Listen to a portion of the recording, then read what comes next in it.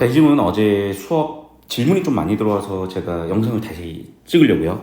2일 수능이고 이 평등견 지문인데 다른 설명은 앞쪽 제가 다 해놨으니까 이 문항에 관련된 설명을 좀 드릴게요.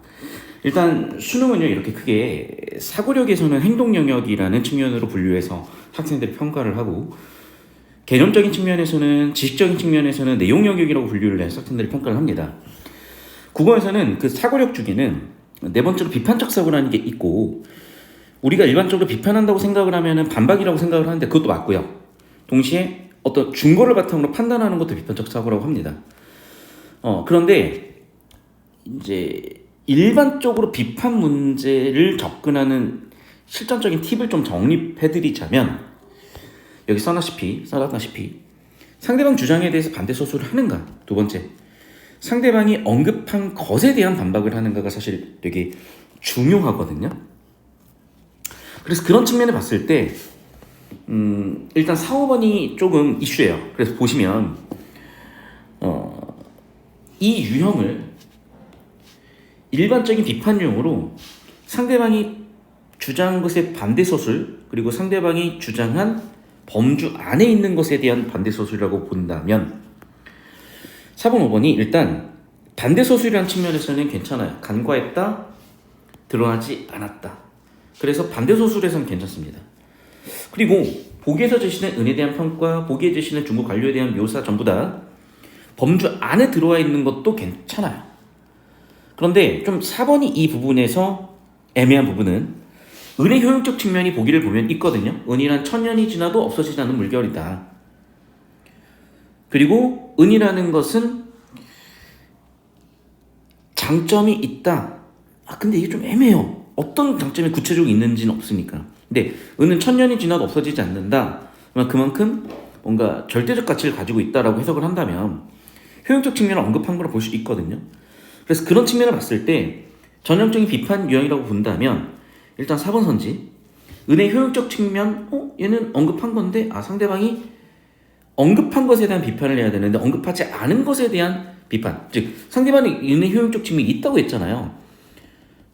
그런데 상대방이 언급하지도 않은 은의 효용적 측면이 없다를 비판했기 때문에, 상대방이 다시 한번 은의 효용적 측면이 있다라고 얘기했는데 그걸 없다라고 비판했기 때문에 상대방의 주장에 대한 범주 아웃으로 4번 선지가 특정되긴 하지만 여기까지 일단 1차적으로 되셔야 돼요. 이게 비판 유형의 전형적인 접근 방법 중 하나이니까. 근데 두 번째로, 그렇게 접근했을 때 여러분이 또 혼란스러운 측면은 뭐냐면, 선생님, 지금 그러면 얘네는 전부 다 인정을 하는 상황이 돼버리는 건데요? 라고 또 혼란스러울 수가 있어요. 무슨 얘기냐면 잘 들으세요. 지금 비판 유형이 크게 여러분이 앞으로 두 가지 유형을 겪을 거예요. 말 그대로 반박하는 유형, 비판하는 유형과 방금 우리가 접근했던 4, 5번을 골라내는 그런 반박하는 유형과, 두 번째 비판적 사고라는 좀 더 범주가 넓은 유형에서 혼란스러울 수가 있는데, 비판적 사고라는 좀 더 범주가 넓은 유형은 간단하게는 근거를 가지고 판단을 하면 비판적 사고라고 보는 거야. 그게 설령 반박이든 옹호든.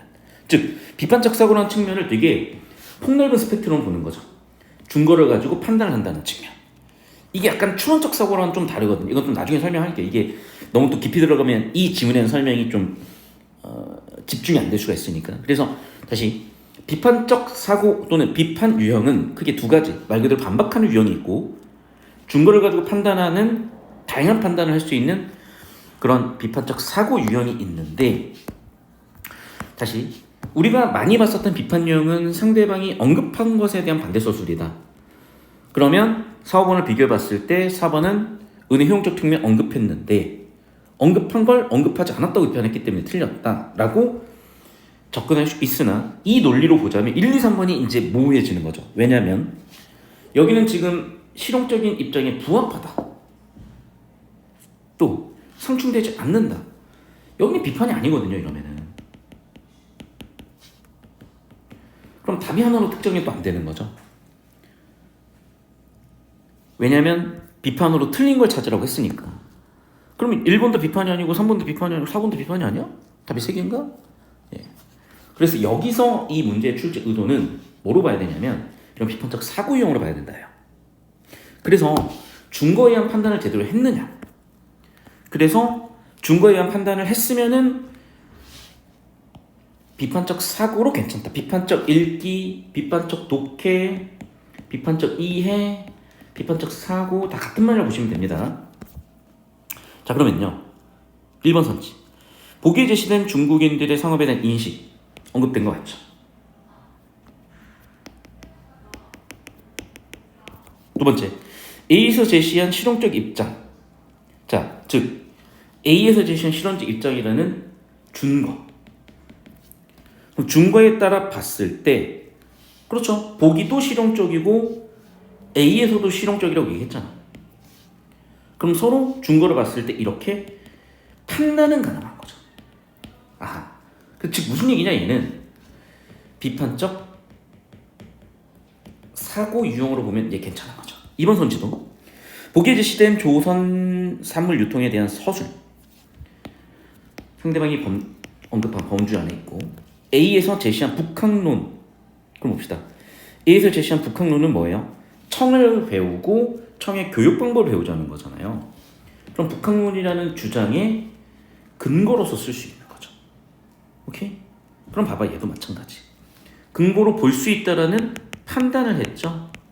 앞쪽에 나온 준거들을 바탕으로. 그러니까 준거 판단이란 사고 과정으로 봤을 때 얘도 비판적 사고 유형 중에 하나라는 거죠. 3번도 보기에 제시된 중국인들의 상행해야 되는 서술 당연히 언급되어 있고 확인되어 있고,